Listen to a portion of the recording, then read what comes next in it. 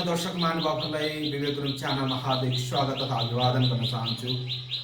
तपाईहरू जहाँ तहीँ हुनुहुन्छ आरामै कुशलै हुनुहुन्छ भन्ने आशा र विश्वास पनि लिएको छु। विवेक गुरुङ च्यानल मार्फत विभिन्न नयाँ नयाँ भिडियोहरू प्रस्तुत गर्ने सिलसिलामा आज एउटा नयाँ भिडियोको साथमा उपस्थित भएको छु। जुन भिडियो तपाईहरू हेरिसकेपछि अन्तमा यो भिडियोलाई लाइक गर्नुहोस्, कमेन्ट गर्नुहोस्, सब्सक्राइब गर्नुहोस् र नेगेटिभ कमेन्टहरू नगरिदिनु होला। तपाईहरूले सकेसम्म म घुमेका ठाउँहरूको जुन मैले जानकारी भएको मेरो बुद्धि र क्षमताले भ्याएसम्म तपाईहरूले प्रस्तुत गर्ने जमर्को गर्छु र अन्तमा यो भिडियोलाई सब्सक्राइब गरेर साथ दिनुहोला। भएको सबभन्दा इन्ट्रेस्टिङ कुरा चाहिँ मान्छेहरूलाई अहिले फिल भइरहेको कुरा चाहिँ मान्छेको शरीरमा र ज्यानमा र मान्छेको यो लाइफमा चाहिँ महत्त्वपूर्ण असर गरिरहेको र यसलाई चाहिँ मान्छेको जीवै भने के हो, मान्छे भनेकै के हो भन्ने बारेमा चाहिँ हामीले पहिला जानेको कुराहरूलाई फेरि बुझ्ने र यसलाई रिथिङ्क गर्नलाई सघाउने जस्तो भनेको ह्युमन सर्भाइभल चाहिँ हामीले एक लेभलको कम्फर्ट पाइसकेका थियौँ अहिले ह्युमन इभोल्युसनको यो स्टेजमा आइपुग्ने बेलामा। तर ह्युमन सर्भाइभल त्यति साह्रो सोचे जस्तो कम्फर्टेबल चाहिँ होइन रहेछ। यो प्रिकारियसनेस चाहिँ पटक पटक देखिँदो रहेछ। र पछिल्ला 200-300 वर्षको उदाहरणहरू हेर्ने भने पनि यस्तै पेन्डेमिकहरू त्यो 1918 तिर पनि आएको, त्योभन्दा अगाडि झन्डै आएको 100 वर्ष अगाडि पनि भएको र ठुलो थ्रिटहरू भएको ह्युमन क्रिएटेड। अब यसलाई ह्युमन क्रिएटेड हो होइन भन्ने बारेमा त सानो डिबेट त अलिअलि बाँकी नै छ, तर खासै होइन भन्ने नै अहिले अलि बढी मान्यता भयो। तर मान्छेले क्रिएट गरेका अरू वारफेयरहरू भन्दा पनि यो नेचुरल्ली अकरिङ भएको इन्सिडेन्टहरू नै पनि हाम्रो सर्भाइभललाई सधैँ थ्रेटको रूपमा आउने रहेछ। र हामीले जतिसुकै मान्छे अगाडि बढ्यौँ, हामीले चाहिँ सबैको एकोमोडेटिभ हुनुपर्छ, के हुनुपर्छ, इन्क्लुसिभ हुनुपर्छ भने पनि अहिलेको पेन्डेमिकले देखाएको चाहिँ फेरि पनि यो सर्भाइभल अफ द फिटेस्ट चाहिँ अहिले पनि फेरि कुनै न कुनै रूपमा हामीलाई लागू भइरहने हो कि मान्छेलाई हामीले त्योबाट चाहिँ मुक्त पाइँदैन कि जस्तो एकातिर देखाउने। अर्कोतिर चाहिँ हामी त्यो एन्थ्रोपोलोजीवालाहरूले हेल्थलाई हेर्ने भने जस्तै भने यो हेल्थ भनेको चाहिँ एउटा फ्याक्टरमा मात्रै भर नपर्ने, इन्भाइरोमेन्टल फ्याक्टर, हाम्रो टेक्नोलोजीको एडभान्समेन्टको स्टेजदेखि लिएर अनि हाम्रो आफ्नै बडीली कन्डिसन पनि कस्तो हो भनेको हाम्रो इन्डिभिजुअलको त्यो इम्युनिटीलाई असर गर्ने अरू एलिमेन्टहरू, कोमोर्बिडिटी सँगैको अरू रोगहरू छ कि छैन भन्ने जस्तो कुरा यो विभिन्न कन्टेक्चुअल फ्याक्टरहरूले गर्दाखेरि हाम्रो हेल्थलाई असर गर्दो रहेछ भन्ने कुरा चाहिँ यो पेन्डेमिकले फेरि पनि देखाउन थाल्यो। अनि यही पेन्डेमिकलाई बुझ्ने बेलामा यो धेरै डिबेट भइसक्यो। हाम्रो सुरेश सरले आर्टिकल लेख्नु भएको छ, त्यो सुरेशको बारेमा लामो कुरा गरिनँ मैले। सोसल डिस्टेन्स कि फिजिकल डिस्टेन्स, डब्लुएचओले पहिला सोसल डिस्टेन्स भन्यो, पछि गएर जब अरू क्रिटिकल सोसल साइन्टिस्टहरू इन्क्लुडिङ एन्थ्रोपोलोजिस्टहरूको कुरा सुन्यो त्यसपछि होइन यो सोसल डिस्टेन्स त हामीले त राख्ने होइन रहेछ, सोसल डिस्टेन्स त क्लोज बनाउनु पर्ने हो रहेछ, चाहिने त बरु त्यो फिजिकल डिस्टेन्सहरू छ योबाट जोगिनको लागि भनेर यो डिस्कोर्सको लेभलमा त एकातिर डब्लुएचओले चाहिँ सच्याइसक्यो। तर अहिले पनि हामीले हेऱ्यौँ भनेदेखि त्यो पपुलर मिडियाहरूदेखि लिएर विभिन्न वाइडर पिपलहरूले पनि अझै पनि सोसल डिस्टेन्स भनेर जसलाई हामी फिजिकल डिस्टेन्स भन्ने गरेका छौँ त्यसैलाई बुझाउन खोजिराखेका देखिन्छ। यसले चाहिँ के देखायो भनेदेखि यो पेन्डेमिक जस्तो सडनली इमर्ज भएको कुनै त्यो स्पोन्टेनियस इमर्ज भएको कन्टेक्स्टमा चाहिँ हामीसँग त्यसलाई एड्रेस गर्ने टेक्नोलोजीमा मात्रै समस्या होइन कि हामीसँग त्यसलाई बुझाउने जार्गन फ्रेजहरूको पनि समस्या, कन्सेप्टको पनि समस्या हुँदो रहेछ जस्तो लाग्यो। त्यसो यो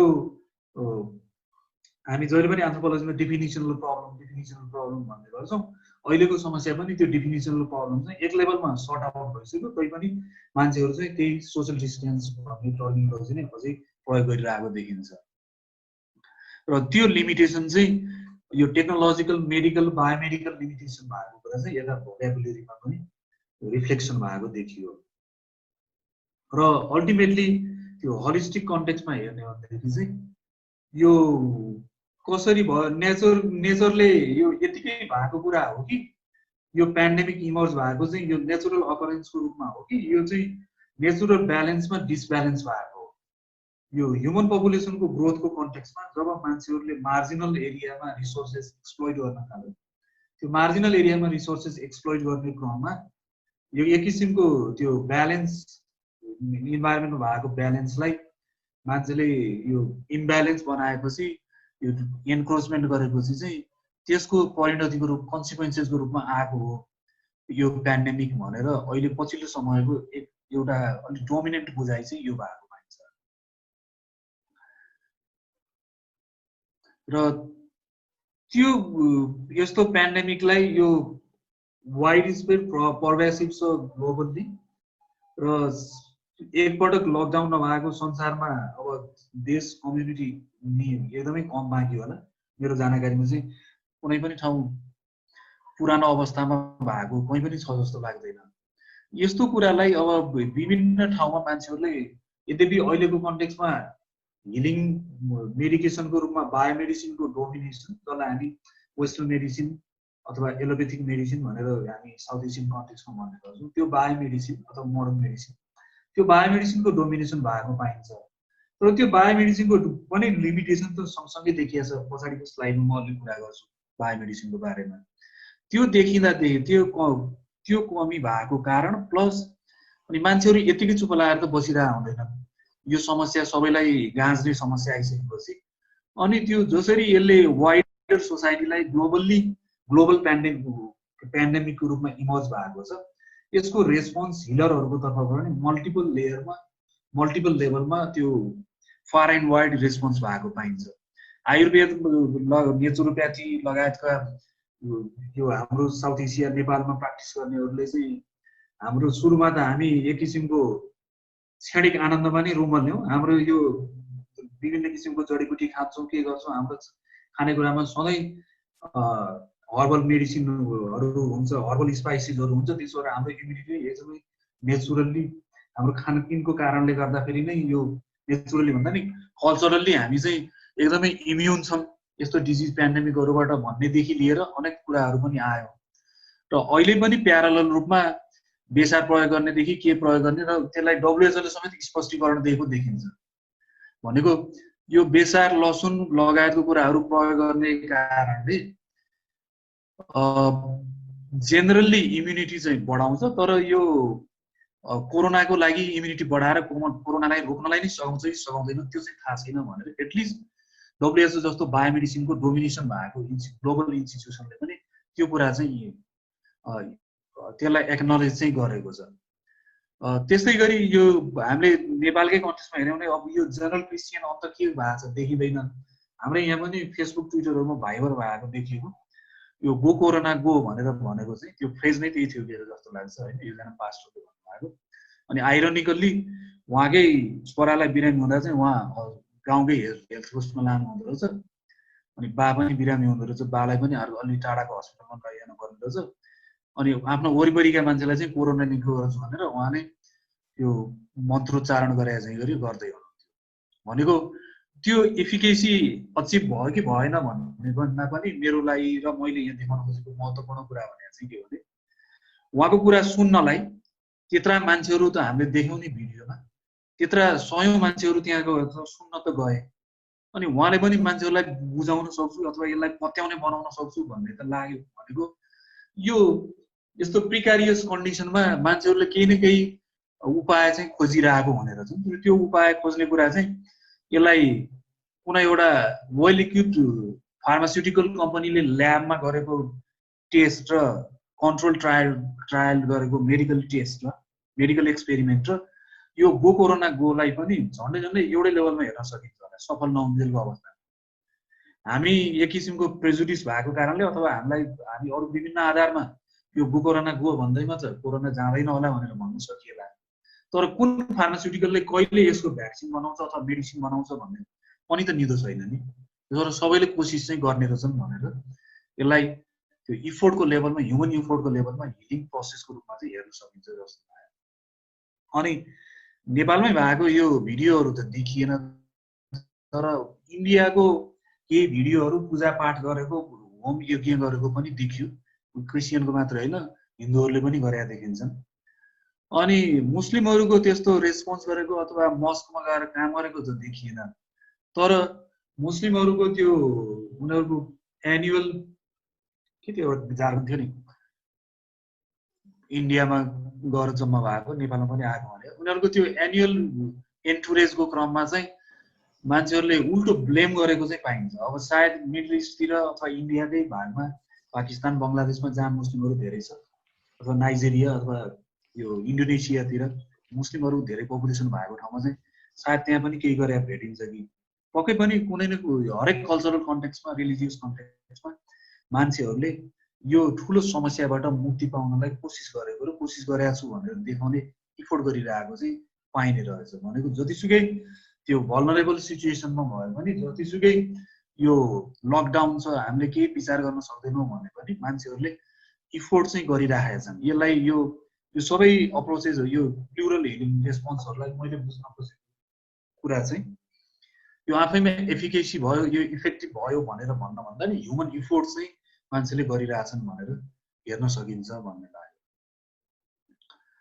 त्यस्तै गरी अहिलेसम्म मैले अघि नै भने जस्तै भ्याक्सिन पनि छैन, मेडिसिन पनि छैन। हामीले सबैले विश्वास गर्ने गरेको, धेरैले विश्वास गर्ने गरे बायोमेडिसिनको यो अप्रोच, त्यसमा केही पनि छैन एकातिर।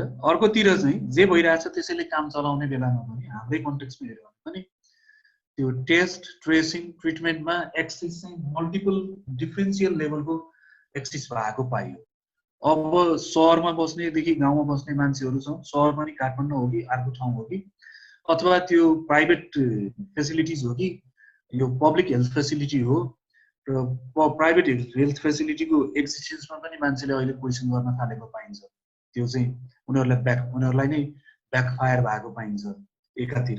अर्कोतिर चाहिँ सरकारले नै अस्ति भर्खरको न्युज हामीले हेऱ्यौँ भने पनि 2 दिन अगाडिको के अरे सुदूरपश्चिम प्रदेशमा चाहिँ धेरैवटा त्यो के स्याम्पलहरू आइसक्यो, त्यसो भएर अब टेस्ट चाहिँ 5 दिनलाई रोक्नु भनेको। यो मेडिकल केयरको प्रोभिजन र मेडिकल डायग्नोसिसको प्रोभिजन पनि हाम्रो एक्जिस्टिङ हेल्थ केयरको क्यापासिटी, हाम्रो म्यान पावरको क्यापासिटी लगायतको कुराले असर गर्ने गरेको, जेनरल हेल्थ केयरमा जसरी असर गर्ने गर्थ्यो यो पेन्डेमिकको बेलामा पनि त्योभन्दा बढी भयो। त्यस भएर अब यसलाई गभर्नेन्ससँग पछि पनि रिलेट गरौँ न, तर हामीले चाहिँ हेर्न सकिने कुरा चाहिँ के भनेदेखि एकदमै गाह्रो अवस्था आयो भने हाम्रो नर्मल हेल्थ कन्डिसन अथवा हाम्रो normal coping strategy, managerial capacity चाहिँ त्यो गाह्रो अवस्थामा चाहिँ हामीलाई चाहिने जस्तो गरी सजिलो भएर चाहिँ आउँदैन रहेछ, बरु झन् त्यसमा हाम्रो हेल्थ केयरमा चाहिँ कर्टेल हुने सम्भावना बढी हुँदो रहेछ। विभिन्न कारणले गर्दाखेरि मान्छेको मोबिलिटी छैन, औषधिको उपलब्धता छैन, सप्लाई नभएको कारणले गर्दाखेरि। र बायोमेडिसिनमा जति अब भएभरका हिलिङ प्र्याक्टिसेसहरू मध्ये अहिले धेरैले विश्वास गरेको बायोमेडिसिन, मोडर्न मेडिसिनमा, त्यही मोडर्न मेडिसिनको पनि आफ्नै इनहेरेन्ट लिमिटेसनहरू छ। एकातिर बायोमेडिकल ट्रिटमेन्ट नै उपलब्ध छैन सबै मान्छेलाई, सबै ठाउँमा, सबै देशमा। अर्कोतिर चाहिँ जे उपलब्ध छ त्यो बायोमेडिसिनको पनि आफ्नै लिमिटेसन छ। एउटा महत्त्वपूर्ण लिमिटेसन चाहिँ बायोमेडिसिनको के भनेदेखि, बायोमेडिसिन हामी मेडिकल एन्थ्रोपोलोजीमा पनि क्रिटिकल्ली हेर्ने गर्छौँ। यो चाहिँ कल्चरल फ्री होइन, कन्टेक्स्ट फ्री होइन। बायोमेडिसिन त्यो 18th-19th सेन्चुरीको वेस्टर्न युरोप, स्पेसल्ली फ्रान्स र जर्मनीबाट डेभलप भएको, र त्यहाँको देश भनेको चाहिँ यो क्रिस्चियनिटी, मोनोथेइजम विश्वास गर्ने मान्छेहरूले डेभलप गरेको यो हिलिङ अप्रोचेस भएको कारणले गर्दाखेरि बायोमेडिसिनको हिलिङ अप्रोच भनेको चाहिँ सिङ्गल ट्रुथमा विश्वास गर्ने र डिजिजहरूलाई पनि सिङ्गुलारिटीमा हेर्ने। ह्युमन बडीको ट्रिटमेन्ट, ह्युमन बडीको हिलिङ गर्ने होइन कि बायोमेडिसिनले गर्ने हिलिङ चाहिँ डिजिजको हिलिङ गर्ने हो। यसलाई हामीले उदाहरणको लागि हामीले धेरै अध्ययन नगरे पनि थाहा पाइरहेको कि यो हाम्रो आयुर्वेदसँग तुलना गऱ्यौँ भनेदेखि अथवा युनानी मेडिसिनसँग तुलना गऱ्यौँ भनेदेखि आयुर्वेदले के भन्छ, मान्छेको शरीरको स्वास्थ्यको अवस्था भनेको चाहिँ कफ, पित्त, वातको यो त्रिगुणको त्रिदोषको ब्यालेन्स हो। यसको ब्यालेन्स बिग्रियो भनेदेखि मान्छेलाई रोग हुन्छ, र त्यो 3वटाको ब्यालेन्स कसरी बिग्रिन्छ त्यो अनुसार फरक फरक किसिमको रोग लाग्छ भन्छ। त्यसो भएर आयुर्वेदले मान्छेको उपचार गर्ने चाहिँ मान्छेको उपचार गर्ने हो रोगको भन्दा पनि, त्यो ब्यालेन्स डिसब्यालेन्स भएकोलाई ब्यालेन्समा लिएर आउने हो ह्युमन बडीलाई। तर बायोमेडिसिनले गर्ने उपचार चाहिँ मान्छेको उपचार भन्दा पनि त्यो रोगको उपचारलाई, जे रोग लागेको छ त्यो रोगको उपचार गर्ने।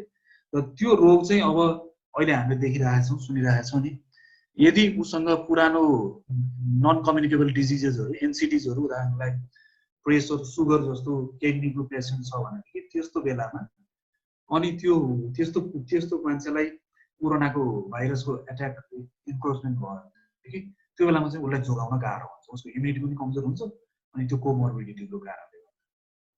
त्यसो भएर यो ओभरअल बायोमेडिसिनको मोडर्न साइन्सको लिमिटेसन र धेरै जसो हामी सोसियल मिडिया लगायत धेरै पब्लिक फोरम त पाइँदैन, तैपनि त्यो सोसियल मिडियाहरूमा र मान्छेहरूको भेटघाट हुनेको कुरा पनि हेऱ्यो भने देखिन्छ नि, सबै मान्छेले प्रकृतिले विज्ञानले खुब जिते भनेर भन्थ्यो, यो चाहिँ विज्ञानको हार भयो भनेर त्यो डिस्कोर्सको रूपमा प्रेजेन्टेसन प्रोजेक्सन गर्ने गरेको पाइन्छ। र त्यसैले र यो बायोमेडिसिनको फोकस चाहिँ अहिले हामीले सिंगल डिजिजमा फोकस गर्छौँ भने चाहिँ बायोमेडिसिनको ओभरअल फोकस चाहिँ फेरि पनि प्रिभेन्सनमा हो कि ट्रिटमेन्टमा हो। र अब अहिले भ्याक्सिन पनि छैन अनि मेडिसिन पनि छैन भनेको बायोमेडिसिनको फन्डामेन्टल दुईटा विङ त कमजोर भयो, यो उड्नै नसक्ने अवस्थामा पखेटा भाँचिया जस्तो भयो। त्यसो भएर प्रिभेन्सन यसको फोकस गर्ने र प्रिभेन्सन अब त रोग त लागि नै सक्यो, ह्युमन इन्फेक्सन पनि त्यो बढ्नै थालिसक्यो। त्यसो भएर अब प्रिभेन्सन गर्ने ठाउँमा बायोमेडिसिन छैन, ट्रिटमेन्ट गर्नलाई अहिलेसम्मको मेडिकल नलेजले सघाउँदैन। त्यसो भएर बायोमेडिसिनको यो 2-3वटा फन्डामेन्टल विकनेसेसहरूको कारणले गर्दाखेरि यो डिजिजलाई एड्रेस गर्न सकेको छैन बायोमेडिसिन।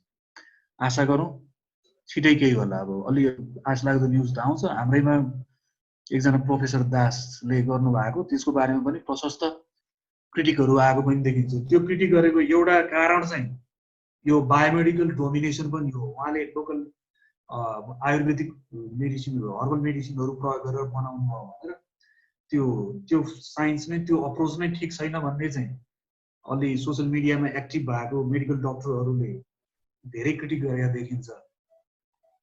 त्यो चाहिँ अर्को साइन्सलाई अर्काको ज्ञानलाई स्वीकार्न नसके पनि एक हदसम्म मान्न सकिन्छ। तर अब त्यति मात्रै चाहिँ हो कि होइन, उहाँको पनि WHO ले अप्रोच गर्यो भन्दै हुनुहुन्छ। के हुन्छ हामी यो इमर्जिङ डिजिज भएको कारणले मेडिसिन पनि इमर्जिङ हो, हामी हेर्ने बस्ने बाहेक अहिले हामी अरू दर्शकहरूले केही पनि गर्न सक्ने देखिँदैन। त्यस्तै गरी अर्को महत्त्वपूर्ण कुरा चाहिँ यसको अघि भने जस्तै त्यो केही एनसिडिज मात्रै होइन, अरू डिजिजहरूमा पनि अरू डिजिज भएको बेलामा पनि यसको असर चाहिँ प्रशस्त भएको देखिन्छ। र हस्पिटलहरू नै धेरै ठाउँमा क्लोज भएको छ। र यो अन्तको देशमा अरू देशमा अलिक कम भएको छ होला, हाम्रो देशमा सबभन्दा एउटा इमर्जिङ फेनोमेना चाहिँ के भने एकजना मान्छेलाई कुनै हस्पिटलमा कोरोना पोजिटिभ देखियो भनेदेखि अनि त्यसपछि त्यो हस्पिटल नै बन्द गर्ने, उही अहिलेको कोरोनालाई लकडाउन गरेर रोक्न सकिन्छ भनेर त्यो अप्रोच डेभलप गरे जस्तै गरी अब हस्पिटलै बन्द गरिदिने, हस्पिटल बन्द गर्दाखेरि कोरोनाको इन्फेक्सन सर्नलाई त सायद त्यो हस्पिटलबाट हुने ट्रान्समिसन त सर्नलाई त रोकिन्छ होला, तर त्यो हस्पिटल बन्द हुँदाखेरि त्यसले सेवा दिने अरू विभिन्न मान्छेहरूको हेल्थ केयरमा एक्सेस चाहिँ कर्टेल भयो भन्ने बारेमा अझै पनि ध्यान पुर्याउन नसके जस्तो देखिन्छ। र एकातिर अर्कोतिर चाहिँ त्यो गभर्मेन्ट हस्पिटल पनि प्राइभेट हस्पिटलमा पनि त्यस्तो देखिन्छ। प्राइभेट हस्पिटलहरूले त विभिन्न बाहनामा आफैले भलुन्टरीली क्लोज गरेका छन्। र त्यसो भएर यो गोविन्द केसी लगायतका मान्छेहरूले प्राइभेट हस्पिटल हुँदैमा पब्लिक हेल्थको प्रमोसन हुँदैन भनेर उहाँले जुन आन्दोलन गर्नुभयो र एक हदसम्मको पपुलर सपोर्ट थियो, त्यो कुरा पनि कन्सिडरेबल कुरा हो रहेछ। उहाँले भने जस्तै अब प्राइभेट सेक्टर पनि हुन्छ हुँदैन अर्को ठुलै डिबेट भयो, तर कमसेकम प्राइभेट हस्पिटलहरूलाई रेगुलेट गर्न चाहिँ राम्रै काम बाँकी रहेछ भन्ने कुरा चाहिँ महत्त्वपूर्ण ग्याप चाहिँ देखिन्छ। त्यस्तै अर्कोतिर चाहिँ राज्यले हुन त अहिलेसम्म अस्ति झन्डै एक हप्ता जति अगाडिसम्म त 10 अरब मात्रै खर्च भयो भन्छ, तर 10 अरब मात्रै होइन, अहिले धेरै जसो रिसोर्सेस चाहिँ यो कोभिडको कन्ट्रोललाई भनेर त्यता फ्लो गरेको रिडिरेक्ट गरेको पाइन्छ। र एउटा इन्ट्रेस्टिङ आर्टिकल त्यो गार्जियनमा है कहाँ जस्तो लाग्छ मलाई, 1 महिना जति अगाडि एउटा आर्टिकल थियो गार्जियनमा, कोभिडाइजेसन अफ रिसर्च भनेको थियो। त्यसले चाहिँ रिसर्च नै अब जसले जहाँ जेमा गर्न पर्यो पनि कोभिड भनेर नजोडिकन रिसर्चलाई फन्डिङ भयो भनेदेखि सोसल साइन्स मेडिकल साइन्स चाहिँ झनै बढी ह्यान्डिक्याप हुन्छ भन्ने थियो त्यो आर्टिकलको फन्डामेन्टल आर्गुमेन्ट चाहिँ। त्यस्तै गरी अब अहिले कोभिडलाई मात्रै भनेर रिसोर्सको फ्लो चाहिँ त्यतातिर मात्रै पठाउन थाल्ने हो भनेदेखि यसले गर्दाखेरि अनि मान्छे बोर्डर क्रस गर्न नपाएर मर्न लागेको मान्छे पनि देखिँदैन, पुतली सडकमा खाना नपाएर मर्न आँटेको मान्छे पनि देखिँदैन, बिरामीलाई हस्पिटल श्रीमतीलाई हस्पिटल पुर्याउनलाई ठेला गाडामा बोकेर लगेको मान्छे पनि देखिँदैन। त्यो सबै कोरोनाको पेन्डेमिकको डरको अगाडि चाहिँ ती सबै इन्भिजिबल हुने गर्छ। त्यसो भएर रिसोर्स डिरेक्सन गर्ने बेला रिडिरेक्ट गर्ने बेलामा पनि यो पोलिसी लेभलमा बस्ने पोलिसी एक्जिक्युसनको लेभलमा बस्ने मान्छेहरूले चाहिँ यतातिर पनि ख्याल गर्नुपर्ने हो जस्तो लाग्छ। र त्यस्तै गरी हामीले हिजो आज मात्रै यो म्याटर्नल मोर्टालिटी रेटलाई हेऱ्यौँ भनेदेखि प्रशस्त यो समयमा नै 100 जनाभन्दा बढी महिलाहरू चाहिँ म्याटर्नल मोर्टालिटी भएको पाइन्छ एकातिर। अर्कोतिर चाहिँ हिजोको नयाँ पत्रिकाको मुख पृष्ठमै हेर्नु भने पनि हिजोकोमा जस्तो लाग्छ कि आजको त्यहाँ चाहिँ यो अक्सिटोसिन र मिसोप्रोजल भन्ने बेसिक औषधिहरू हरेक हेल्थ पोस्टसम्ममा हुने गरेको त्यो औषधिहरू नभएको कारणले गर्दाखेरि र यो अनि महिलाहरू एकातिर त यो डेलिभरीको लागि हेल्थ पोस्टसम्म जान पनि सक्नुहुन्न, अनि गयो भने पनि त्यहाँ धेरै ठाउँमा अक्सिटोसिन र मिसोप्रोस्टल छैन। जम्मा 16वटा जिल्लामा चाहिँ एउटा एनजिओले दिँदो रहेछ, बाँकी 61 जिल्लामा को धेरैवटा हेल्थ फेसिलिटिजहरूमा चाहिँ यो दुईटा बेसिक मेडिसिनहरू नभएको कारणले गर्दाखेरि त्यो ओभर एक्सेसिभ ब्लिडिङ भएको कारणले धेरै महिलाहरूको त्यो आमाहरूको मृत्यु भएको पाइन्छ।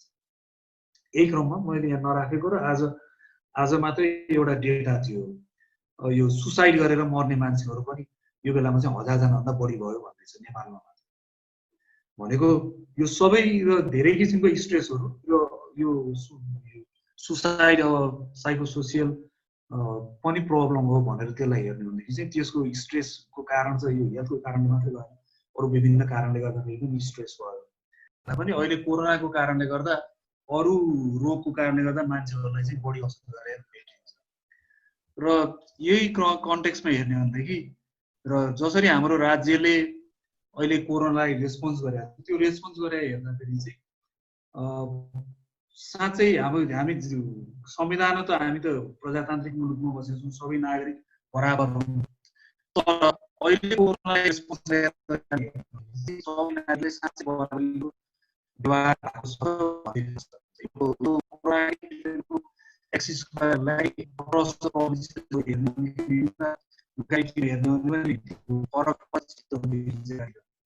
अर्कोतिर चाहिँ नेपाली नागरिक र जसको कमाइको आधारमा चल्ने त्यही मान्छेहरू ती माइग्रेन्टहरूलाई त्यो भारत बोर्डमा रोकेदेखि अनि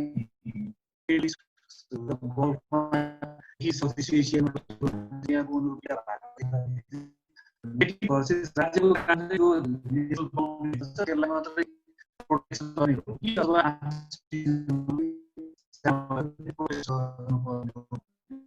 यो चाहिँ एउटा प्रश्न र त्यही मानिसहरू पनि अब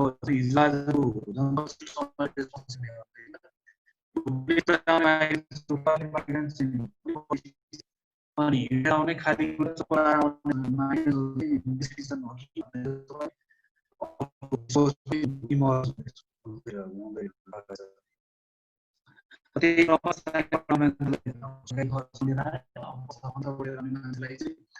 आफै खर्च 3 वर्ष भन्ने भने कहिले चाहिँ राज्यले गरेको छ भने जस्तो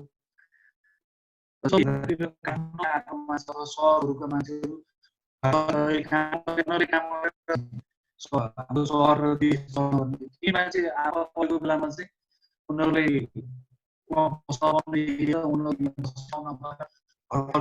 भनेको हाम्रो अहिलेको न्युलिबरल इकोनोमिक पार्टीलाई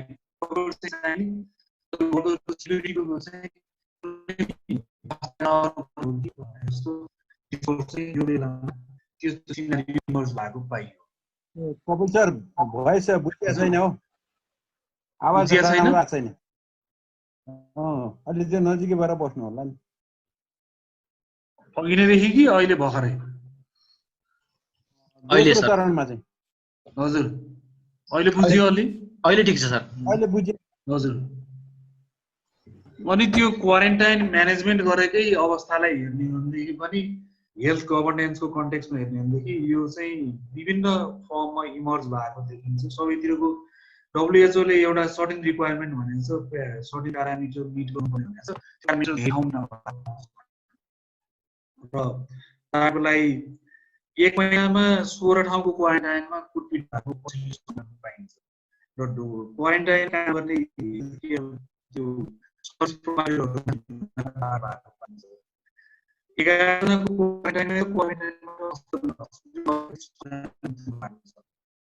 र हाम्रो मानव अधिकारले के भनेछ क्वारेन्टाइनको मानव अधिकारले ख्याल गरिएको छ बेसिक हेल्थ केयर प्रोभिजन आएको देखेर हामीले कुनै ठाउँमा सेक्युरिटी भनेर बस्नु आएको त्यही सेक्युरिटी पोजिसनबाट नै मलाई त्यो भाइरस भएको पनि देखिन्छ त्यसो भए क्वारेन्टाइन हेल्थ केयरको प्रोभिजन र सेक्युरिटीको प्रोभिजनसम्म नभएको एकातिर अर्कोतिर चाहिँ क्वारेन्टाइनमा त्यही सेक्युरिटी नभएको र मान्छेलाई विश्वास नभएको कारणले मान्छेहरू त्यहाँबाट बेला बेलामा भागेर जाने उठेर जाने त्यसपछि त्यहाँ क्वारेन्टाइनमा बनाउने रेस्पोन्सिबल मान्छेहरूमाथि नै एट्याक गरिरहेको भनेको हाम्रो त्यो मिसम्यानेजमेन्टको रेस्पोन्स चाहिँ विभिन्न फर्ममा मेनिफेस्ट भइन्छ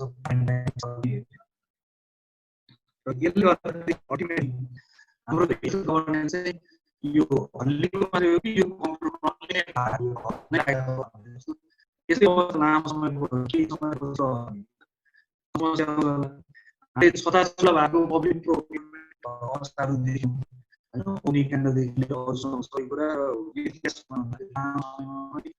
यो पिसिआरको लागि चाहिने इक्विपमेन्टहरू किन्न नसकेको पिपिई सामानहरूको उपलब्धता हुन नसकेको एकातिर अर्कोतिर चाहिँ यो आरडिटीलाई कन्टिन्यू गर्ने कि पिसिआरलाई नै राख्ने भन्ने पनि अझै क्लियर छैन पिसिआर अझै पनि सरकारले आरडिटी ल्याउँछ अझै पनि तर आरडिटीको विषयको बारेमा हाम्रो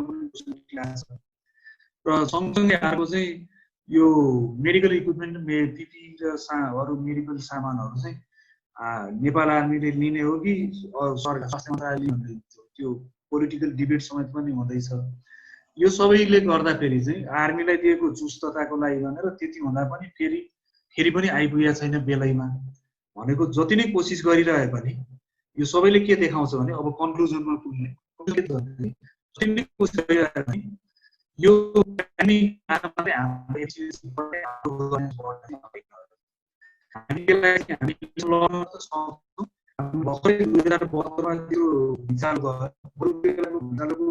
म्यानेजमेन्टबाट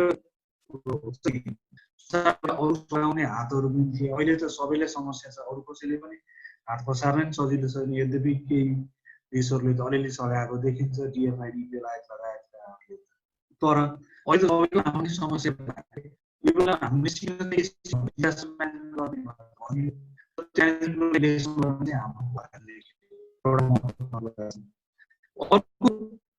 हाम्रो गभर्मेन्ट क्रिटिकल भएर गभर्मेन्टले हेर्ने भने किनभने भर गर्ने त अल्टिमेटली गभर्मेन्टमै हो त्यसबाट क्रिटिसाइज पनि उसैलाई गर्नु पर्यो भन्छु म चाहिँ भनेको हाम्रो गभर्मेन्टले वास्तवमा लो परफर्म गरिरहेको थियो कि अथवा यो अरू बेलामा चाहिँ चलिरहेको थियो यो पेन्डेमिकको कारणले गर्दाखेरि गभर्मेन्टको इनएफिसियन्सीलाई एक्सपोज गराइदिएको त्यसो भएर पेन्डेमिकले कहिलेकाहीँ चाहिँ यो पर्दाहरूलाई सानोतिनो पातलो पर्दाहरूलाई च्यातिदिन्छ भनेर पनि भन्छ केही क्रिटिकल सोसल साइन्टिस्टहरू तर यो पर्दा च्यातिएकाले चाहिँ छर्लङ्गै देखिया हो कि अथवा पेन्डेमिकको बर्डनले गर्दाखेरि हो भन्ने अर्को क्रिटिकल कुरा गर्न सकिन्छ र त्यस्तै गरी यो पेन्डेमिक चाहिँ विभिन्न फर्ममा हाम्रो गभर्मेन्टले मात्रै होइन सबैतिर चाहिँ यसलाई एक्सक्युजको रूपमा स्ट्राटेजिकली युज गरेर पाइन्छ अरू जेनरल इनएफिसियन्सी राख्नेदेखि लिएर सरकारहरू धेरै जसो सधैँ पावर प्रयोग गर्नुपर्ने भएको कारणले पावर चाहिँ मिसयुज पनि हुन सक्ने र त्यसको एक्स्ट्रा लिगल एक्टिभिटिज पनि हुन सक्ने भएको कारणले त्यो बेलामा चाहिँ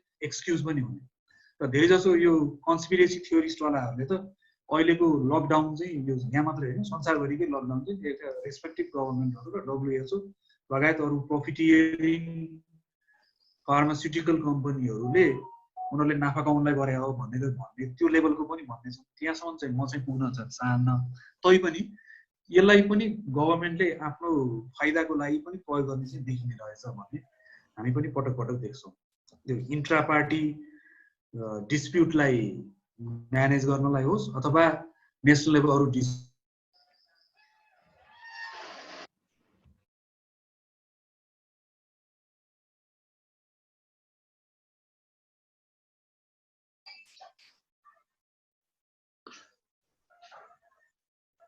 विवेक कपिल सरको म नेटको प्रब्लम भएको जस्तो देखिन्छ।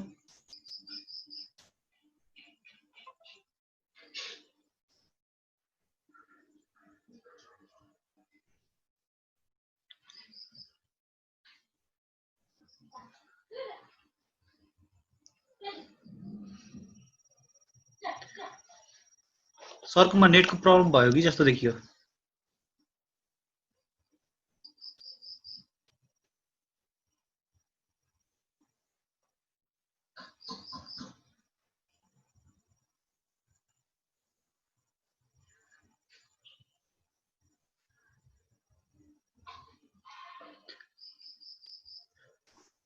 आयो है? हजुर सर आयो। त्यसैले यो धेरै जसो ठाउँमा धेरै कम्युनिटीहरूले यो मुस्लिमहरूलाई अदरिङ गरेको होस् अथवा अमेरिकामा युरोपमा यो चाइनिजहरूलाई चाइनिज जस्तो अनुहार देखिने इभन नेपालीहरूलाई पनि अदरिङ गरेको होस् होइन, त्यो हाम्रो मङ्गोलोइड फेस देखिने मान्छेहरूलाई अदरिङ गरेको होस्, सबैतिर पहिलेदेखि अहिलेसम्म पनि यो अदरिङको प्रोसेस चाहिँ जताततै भएको पाइन्छ।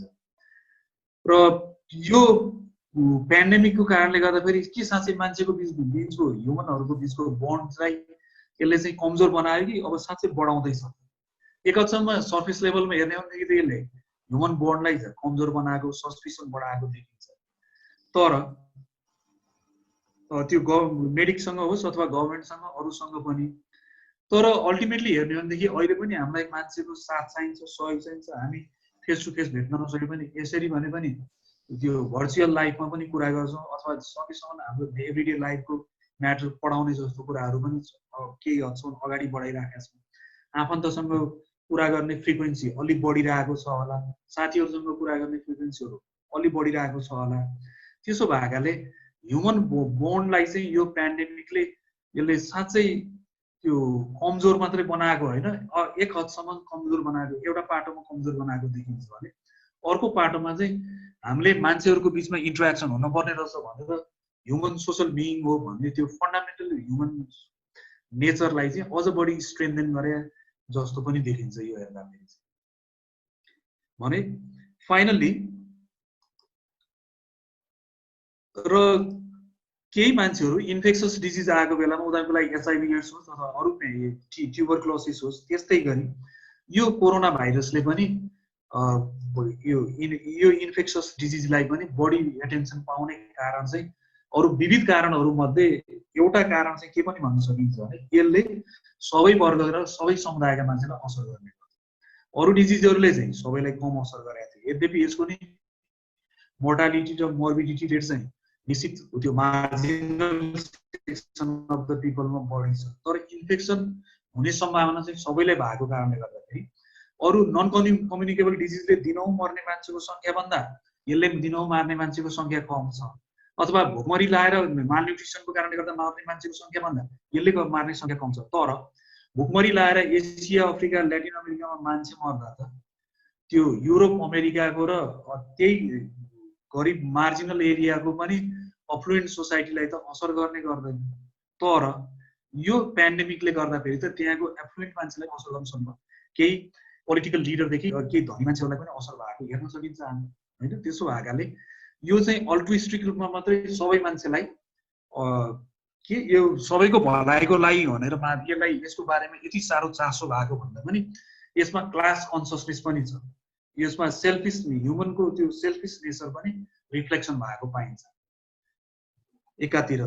अर्कोतिर चाहिँ यो अघि नै अलिकति कुरा गऱ्यौँ, यो लकडाउन नै के अल्टिमेटली समाधान हो त?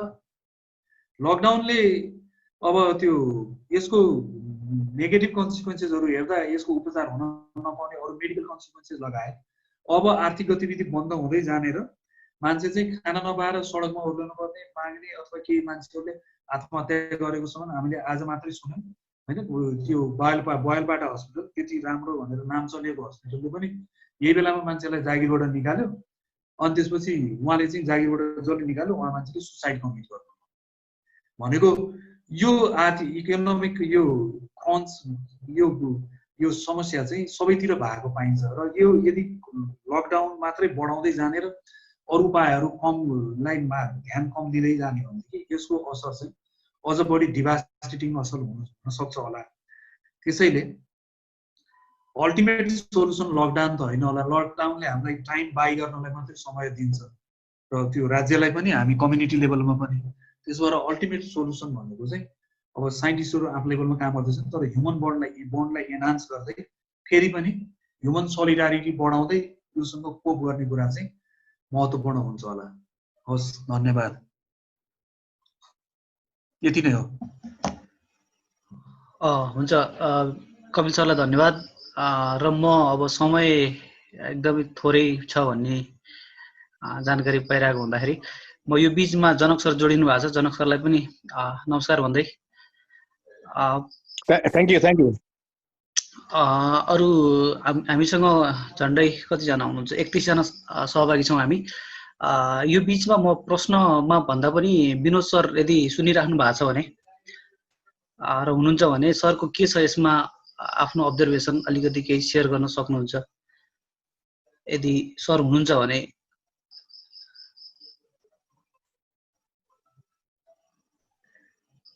सर गइसक्नु भयो क्या? ठिक छ, हुन्छ, सरलाई फेरि यदि आउनुभयो भने जोडौँला, नभए जनक सर हजुरको के छ यसमा केही आफ्नो अब्जर्भेसन छ भने कृपया हामी विद्यार्थीलाई।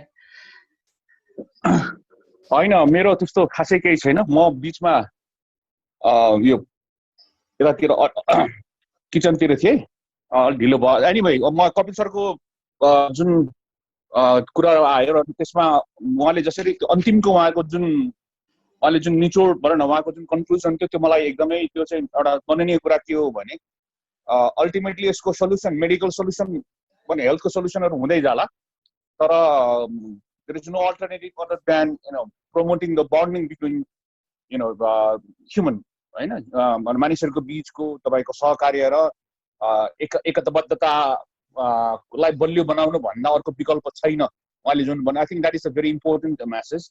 But at the same time समस्या के भइदिरहेछ भने अघि उहाँले भन्नुभयो भने यही बेलामा हामीले तपाईको अमेरिका हेर्यौं भने, तपाईको भारत हेर्यौं, नेपालमा हेर्यौं भने पनि राज्यहरूले नै अथवा जो सरकार शासकहरू छ उनीहरूले नै तपाईको त्यो बन्डिङलाई फेरि बिगार्नमा लागिरहेछ। त्यो आफैमा तपाईको एउटा ठुलो अहिलेको यो कोरोनाले ल्याइदिएको अर्को चुनौती त्यो भएको हुनाले कपिल सरले अघि नै भन्नुभयो तपाईको त्यो दोष होइन, कोरोनाले पेन्डेमिकको के हुँदो रहेछ भने मैले यसो तपाईको पहिलो पुरानो पनि यसो हेर्दाखेरि यो बिचमा अलिअलि पढ्दाखेरि हरेक पेन्डेमिकमा चाहिँ एउटा तपाईको स्केप बोर्ड भन्छ नि, एउटा दोषी समूह चाहिँ हुनुपर्ने भन्ने चाहिँ एउटा इतिहास रहेछ। पहिलेदेखि नै तपाईको डार्क तपाईको यो उसमादेखि लिएर यो स्पेनिस फ्लूमा पनि तपाईको विभिन्न ग्रुपलाई चाहिँ दोष दिनै पर्ने अनि त्यो खालको दोषी समूह चाहिँ खोज्ने हाम्रो यो पेन्डेमिकको ह्युमन हिस्ट्रीले पनि देखाउँदो रहेछ। र त्यसको निरन्तरता चाहिँ अहिलेको यो कोभिडसम्म पनि आएको रहेछ। त्यसले गर्दाखेरि यो पेन्डेमिक र तपाईको त्यो पेन्डेमिकलाई दोष दिने, दोषारोपण दिने एउटा पनि सँगसँगै आउँदो रहेछ भनेर पनि म आफैले पनि यो पिसमा मलाई पनि त्यो अलिकति बुझ्ने भयो। र कपिल सरलाई भने प्रेजेन्टेसनको लागि धन्यवाद। थ्याङ्क यू मलाई सबैलाई ल है, तपाईँलाई धेरै पछि देख्नु पायो, धेरै धन्यवाद ल है त ल। हुन्छ, जनक सरलाई पनि धेरै धेरै धन्यवाद। सरले आफ्ना केही अब्जर्भेसनहरू हामी माझ सेयर गर्नुभएको छ र म ढिलो नगरिकन केही प्रतिनिधि प्रश्नहरू जिज्ञासाहरू राख्छु। म सूर्यजीको हात उठिरहेको देखिरहेको छु र सूर्यजी एकदम छोटोमा प्रश्न राख्नुहुनेछ ताकि हामीले उत्तर पनि सुन्ने अवसर पाऊँ। हुन्छ, म हेलो हेलो हेलो ठिक छ। मैले चाहिँ यो दुईटा प्रश्न गर्न खोजेँ कपिल सरसँग। एउटा कुरा चाहिँ अब यो जस्तै पपुलेसनको हिसाबमा हेर्ने हो भने वर्ल्डमा नै अब महिलाहरू धेरै छन्, तर अब यो संयोगवश अब कोरोना चाहिँ महिलामा भन्दा पुरुषमा धेरै लागिरहेको छ अहिलेसम्म संक्रमितहरू। त्यसमा अब कल्चरली हेर्ने हो कि अथवा त्यो मेडिकली हेर्ने हो कि अथवा कसरी हेर्न सकिन्छ? जस्तै अब कल्चरली उनीहरूले फ्रिडम नपाएर हो कि अब अथवा मेडिकली खानपिनमा अब भनौँ न त्यो इम्युन पावर हाई भएर हो कि अथवा के, यसलाई कसरी हेर्न सकिन्छ? अनि अर्कोतिर अहिले जनक सरले पनि भन्नुभयो अब नेपालमा यो छुवाछुत प्रथा चाहिँ एउटा कल्चरली र फिजिकली चाहिँ अहिले हामीले प्रयोग गरेको डिस्टेन्स जस्तो लाग्छ मलाई। अब यो बेलामा यो कोरोनाले त्यस्तो डिस्टेन्सहरू फेरि हाई गराउन सक्ने सम्भावना कतिको देख्नु भएको छ तपाईँले? हजुर त्यो मेडिकल्ली हो कि होइन भन्ने त थाहा छैन। अहिलेसम्मको रिपोर्टहरू थियो कि लेखहरूमा मैले पनि देखेको छैन होइन। एउटा चाहिँ के भन्छ, धेरै महिलाहरू हाम्रै आफ्नै वरिपरि कुरा गर्दा पनि कति ठाउँमा लेखा देख्दाखेरि पनि देखिन्छ नि। हामी त सधैँ लकडाउनमै थियौँ, घरभित्रै बसिरहने मान्छे हो महिलाहरू, धेरै जसको मोबिलिटी अलिक कम हुन्छ। हामीलाई त लकडाउनले त खासै असरै भएको छैन, झन् बरु उल्टै बुढा अथवा छोराहरू चाहिँ घर बाहिर निस्किरहन्थे। अहिले त उनीहरूसँग बस्न पाइएको छ, घरसँगै बस्नु हुन पाइएको छ।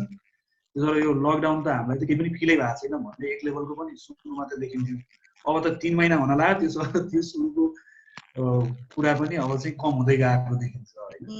र त्यो अब सायद महिलाहरूको मोबिलिटी अब संसारभरि नै हेर्ने भनेदेखि रिलेटिभली कम भएको कारणले गर्दाखेरि र अहिले चाहिँ जो मान्छेहरू मोबाइल ग्रुप छ त्यो मान्छेहरूमा बढी रोग भएको कारणले त्यो चाहिँ हामी चाहिँ सोसियल कल्चरल लेभलमै कारण बढी देखिन्छ है जस्तो लाग्छ।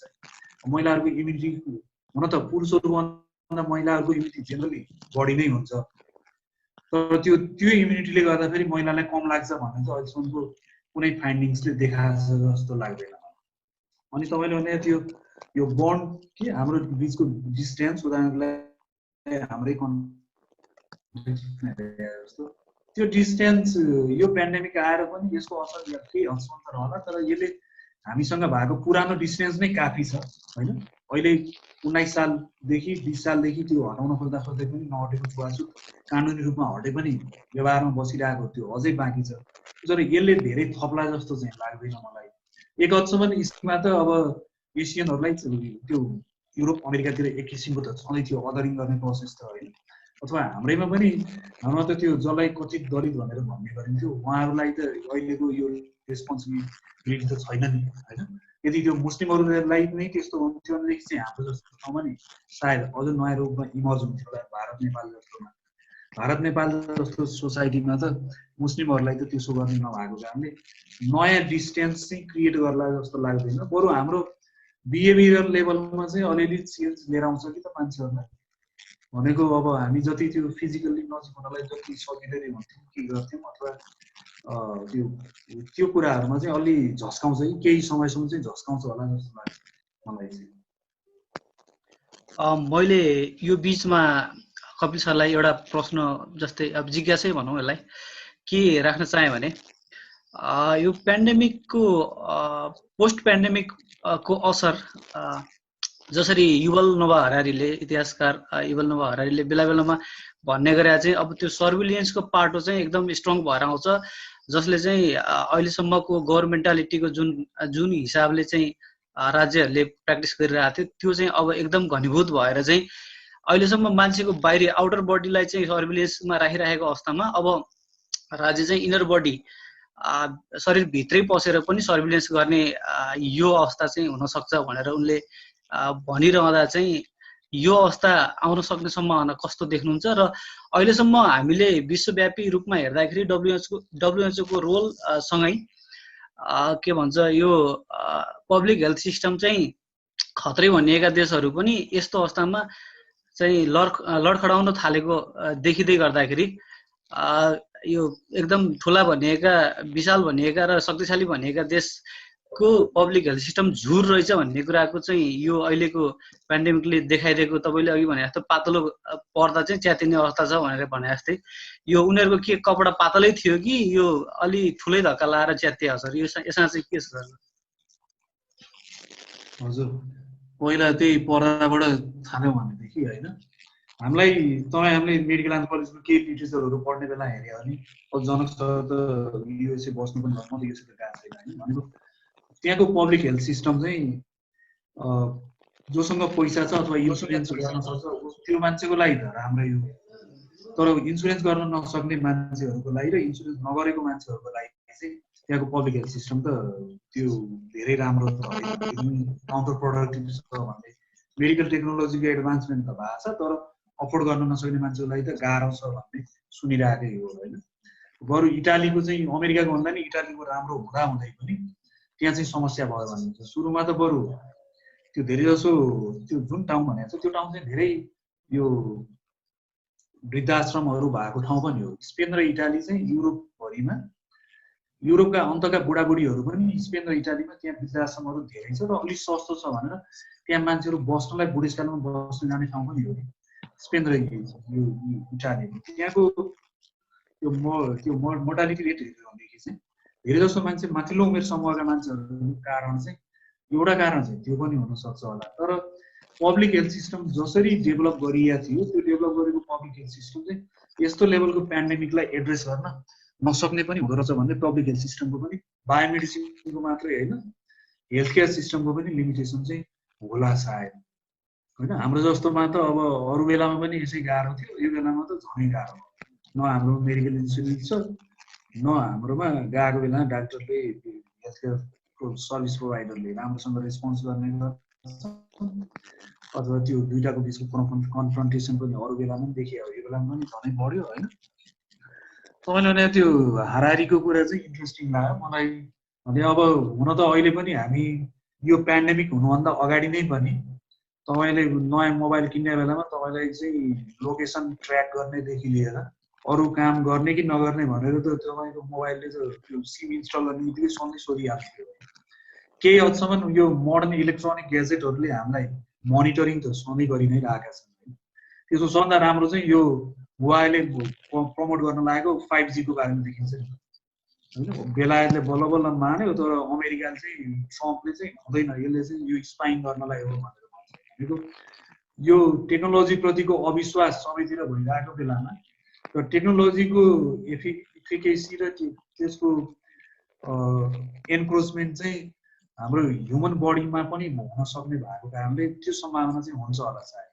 र मेडिकल गेजको लागि पनि फुकोले भने जस्तै मेडिकल गेज गर्नको लागि त त्यो इनर बडी पार्टमा पनि त्यहाँ त्यो गेज त गर्नु पर्यो। त्यो गेज गर्ने तरिका चाहिँ त्यो गेज गर्ने बेलामा अब राज्यहरू चाहिँ एकदमै अल्ट्रुइस्टिक भएर मान्छेको भलाइको लागि समुदायको भलाइको लागि मात्रै लाग्दैनन् होला। हामीलाई थाहा छ संसारभरिको इतिहास हेर्दा राज्यले जहिले पनि पावर एक्सर्साइज गर्छ त्यसपछि बल्ल मात्रै अनि अथवा भलाइको नाममा पावर एक्सर्साइज गर्ने गर्छ होइन, कभर अप चाहिँ भलाइले गरेर।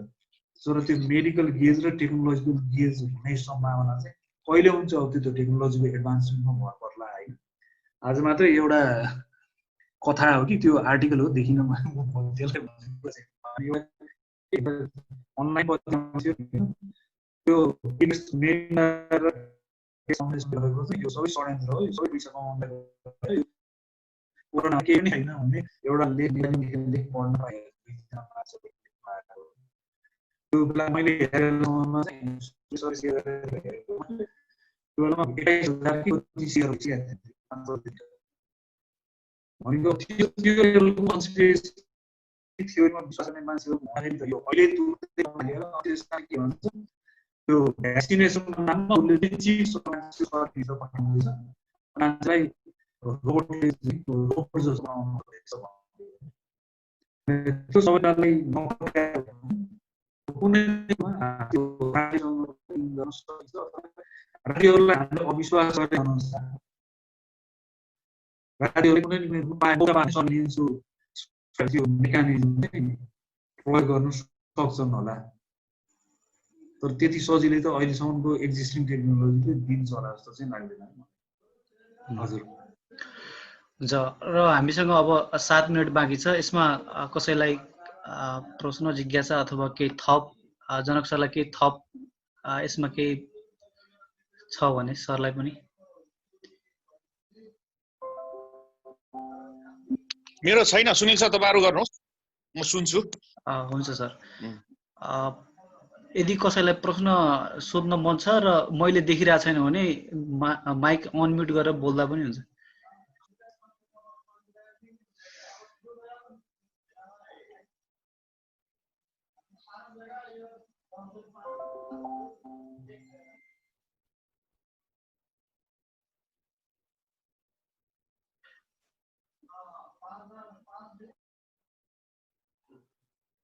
यो च्याटमा केही छ?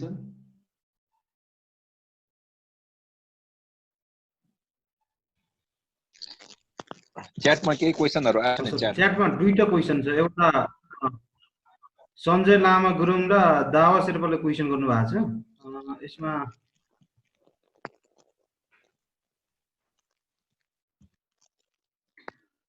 लेखनाथजीको पनि एउटा क्वेसन रहेछ, future of humanity in relation to livelihood.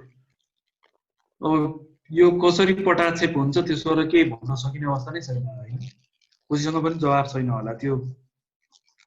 तर अहिलेको मान्छेहरूको अवस्था देख्दा फेरि के देखिन्छ भनेदेखि अन्तिममा गएर मान्छेलाई तब स्टोरमा राखेर खानेकुरा सकिन्छ, ब्याङ्क ब्यालेन्स सिद्धिन्छ, पकेटमा पैसा सिद्धिन्छ, त्यसपछि जसरी नि मर्नु नै छ भने त काम गरेरै यो रोगसँग बाहिर जाँदैमा कोरोना लाग्दैमा नि मर्छ भन्ने निदो त छैन। खाना नपाएर त मर्ने त निदो छ।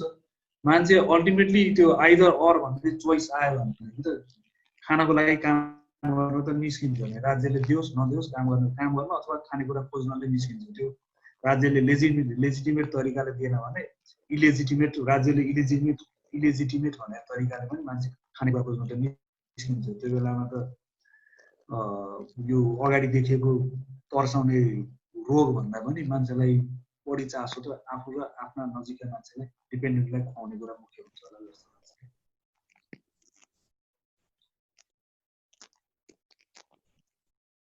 हाम्रोमा चाहिँ यो कसले सञ्जय लामाको इन्ट्रेस्टिङ कुरा गर्नुभएको रहेछ होइन, अन्त बुढाबुढीलाई देखिन्छ, हाम्रोमा चाहिँ घरका मान्छे पनि बढी देखिन्छ भने हाम्रोमा चाहिँ हेऱ्यो भनेदेखि यो धेरै जसो यो सङ्क्रमित मान्छेहरू देशभन्दा बाहिर हुनुभएको र स्पेसली हाम्रो प्रधानमन्त्रीले भन्नुभएको जस्तै त्यही लेभलमा त नभन्दा पनि उता त्यो क्रस बोर्डरबाट आएको रोग यो सङ्क्रमण चाहिँ बढी देखिन्छ होइन।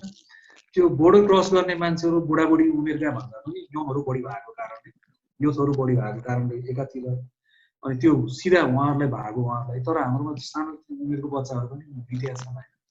त्यो हेर्दाखेरि चाहिँ फेरि हस्पिटलमा गइसकेपछि नै अनि हाम्रो हेल्थ केयरको प्रोभिजन त गतिलो छैन। धेरै जसो यही मरेका आजसम्म 14 जना मान्छे भयो, त्यो मरेका मान्छे मध्ये आधा मान्छे त मरेपछि कोरोना पुष्टि भएको छ। मरेपछि कोरोना पुष्टि हुनु भन्नुको अर्थ त के भने उसले त्यो हस्पिटलमा बस्ने बेलामा उसले प्रपर केयर पाएन भन्ने हो। कोरोनाको लागि चाहिने एडिक्वेट केयर पाएन भन्ने हो। त्यसो भएर हाम्रोमा चाहिँ त्यो रिगार्डलेस अफ एज मान्छेलाई यसले असर गरेको र बढी युथहरू भएको चाहिँ यो मोबिलिटीको कारणले हो जस्तो लाग्छ। मैले मात्रै बोलिरहनु पर्छ भन्ने छैन, तपाईँको कुरा थप्नु होइन। अनि दावाजीको प्रश्न के हो? The world WHO data estimates flu kills 80 people per year, but the government is shutting everything down for COVID-19. Shutdown for flu and why the हजुर, त मैले भने र धेरै जसो मिडियामा उठिरहेको कुरा र दावाजीले भन्नुभएको कुरा चाहिँ फ्लूले यतिका मान्छेमा 290,000 देखि 6,50,000सम्म मान्छेहरू मारिरहेको हुन्छ। त्यो बेला चाहिँ सटडाउन गर्दैन, अहिलेसम्म 4 लाख मर्दैमा किन सटडाउन गर्न पर्यो सरकारहरूले भन्नुहुन्छ।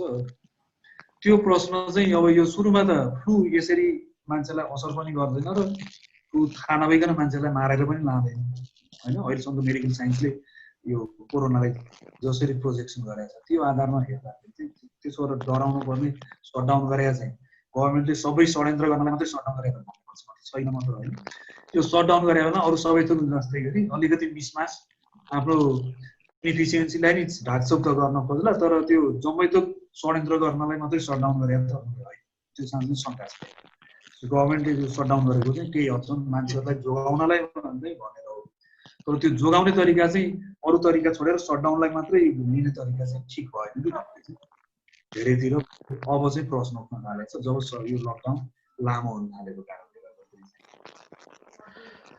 हुन्छ सर, अब हामीसँग झन्डै एक मिनट अलिकति बढी समय छ, त्यस कारणले अब 9:30 पनि भइसकेको छ। विवेक, यसलाई अब कन्क्लुजनतिर लाने गर्नुपर्छ होला। हुन्छ, थ्याङ्क यू, धेरै धेरै धन्यवाद आदरणीय मेरो गुरु डाक्टर कपिल सर, जनक सर लगायत सम्पूर्ण उपस्थित सम्पूर्ण साथीहरूलाई। विभिन्न टेक्निकल प्रब्लमका बावजुद पनि हाम्रो आजको जुन 22औं सेसन सफल भयो। धेरै धन्यवाद जुन जिम्मेवारी सुनिल दाइले वहन गरेर आजको सेसनलाई जुन चलाइदिनु भयो त्यसको लागि धेरै धेरै धन्यवाद। कपिल सर, तपाईँको केही छ भने? केही वर्ड एकदमै छैन, सबैलाई धन्यवाद, एक मिनेट नमस्कार ल। हजुर, एक थ्याङ्क यू। मिनेटमा सबैलाई यति समय दिनुभयो, यो सुत्ने बेलाको समय। सबैलाई नमस्कार, धन्यवाद। Thank you. हामी भोलिको 23औं सेसनमा संस्कृतिविद डाक्टर जगमान गुरुङसँगको हामी भलाकोसरी गर्नेछौँ भोलिको 23औं सेसनमा। तपाईँहरूको समय र साथ मिल्छ भने भोलिको सेसनमा पनि जोइन भएर जुन हाम्रो यो भर्चुअल डिस्कसन सिरिजलाई अझै सफल बनाउनको लागि सहयोग गर्नुहुनेछ भन्ने अपेक्षा पनि राख्दछु। भोलिको सेसन हाम्रो एउटा आँधीखोला तमु समाजले जुन एप्स सहयोग गर्नुभएकोले हामी भोलि लाइभ गर्दैछौँ। त्यसमा तपाईँहरू पनि मिल्छ भने के अरे आउनको लागि आइदिनको लागि हार्दिक अनुरोध गर्दछु।